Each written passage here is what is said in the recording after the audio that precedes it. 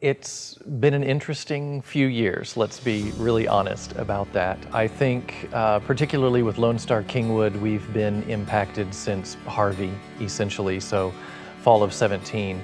I was relating to some of our actors last night after rehearsal that it has been since the spring of 17 that the theater has had a regular semester of activity in the building.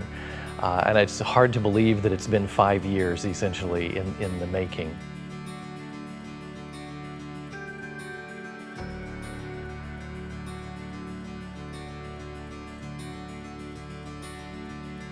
The world turned upside down when COVID hit, and semi-luckily it happened right at the end of our big spring show in 2020.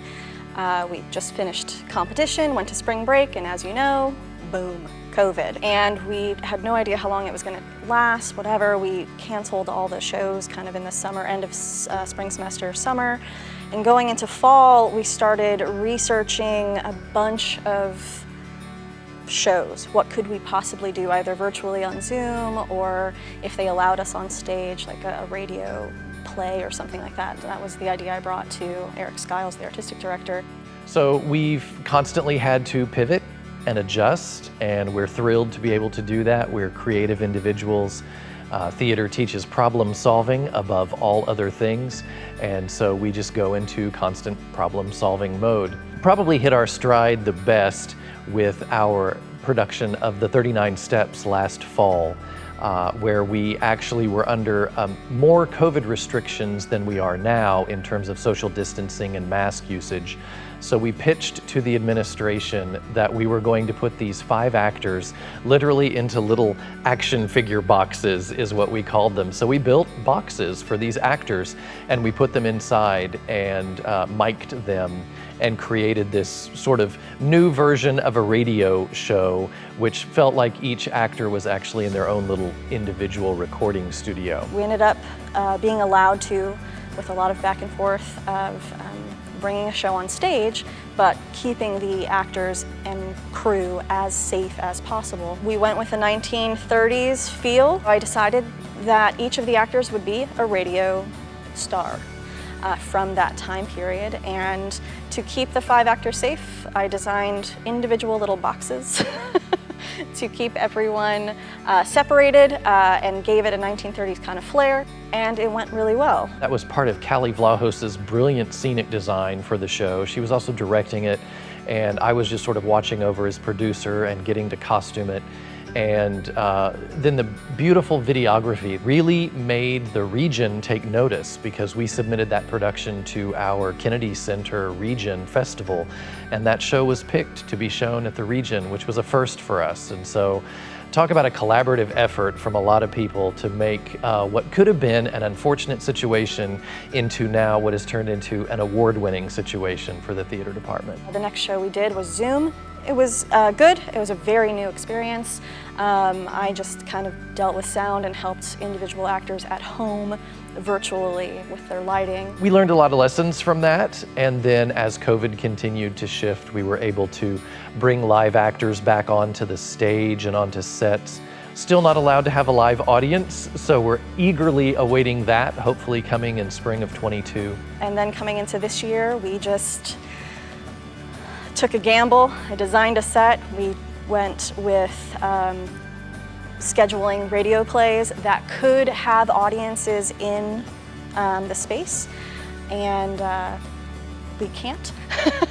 But we are allowed to have actors on stage bouncing around a little bit, keeping some social distancing rules intact, but still maintaining their separate spaces by having a more natural feel. The past production we just finished was Twisted Tales of Poe, and that is also going to be entered into the Kennedy Center American College Theater Festival. I think the challenge for any actor in this profession of live theater specifically was, how do I maintain some sort of gainful career during the entire pandemic shutdown? Radio plays lent themselves very well to this process because the voice and the actor are intrinsically the same thing. And we get examples of that from our animated movies and shows where famous actors are voicing these characters. So it was a really easy thing to show our actors, but a little bit harder for them to emulate. When you've got a big fancy show with costumes, lighting, scenery, choreography, music, what have you, a lot of that feeds into the actor's imagination. And so just to put an actor in front of a microphone, it takes them a minute to adapt to that process. Now, we did a lot of historical study, and we know that this is the entertainment people used to have back in the 20s and 30s. They would sit at home around their radio and be entertained. But our audiences have also grown to enjoy scenery and costumes and movement and tricks of the theater. So it takes the audience a moment to retrain their brain as well to going back to something that is much more just in the world of audio. Now, we were always able to film those, and through special licensing, we were able to stream those out to the public. But just the fact that an actor is standing in a microphone, it takes a lot more attention to detail in the vocal performance than it does if they have all the other things combined to create the production. So as we've looked back at what we've experienced and explored, and as things relaxed with COVID requirements on campus across the country, we've been able to do more, and each project has been a learning process. So we had actually been exploring live sound effects or Foley effects before we even hit the pandemic. The show that we did in February of 2020, Chemical Imbalance, had a huge array of live sounds, and our sound maker, our Foley guy, was awarded some huge awards for all of that work. And so we've brought that back for these two productions, Twisted Tales and Magi, really wanting to make it look like it was a radio studio during that time period where people would walk in, these professional actors with a script in hand. They might have had 2 rehearsals, or maybe they're just doing it off the cuff.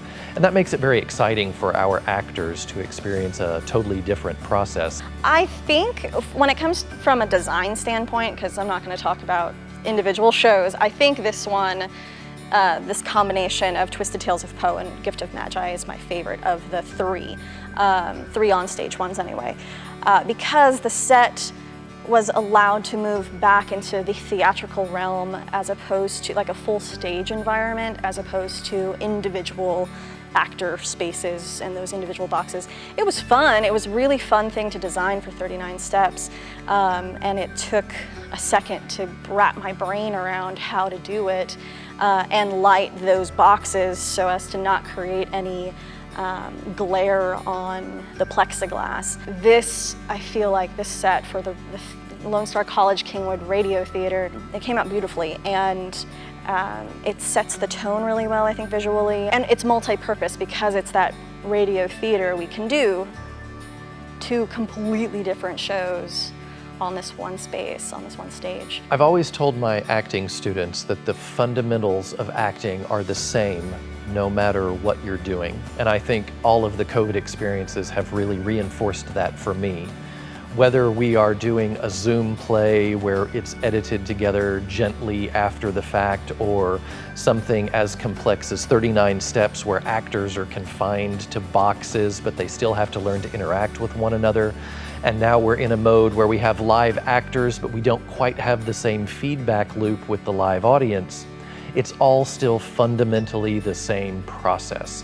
And I think that's been really good for our actors, most of them showing up here to do live theater, but maybe now some of them will be more comfortable in a film environment because they've had this experience. Maybe someone will realize that, hey, there's a part of my career that could just be voice acting, literally just me at home behind a microphone providing some interest to a script.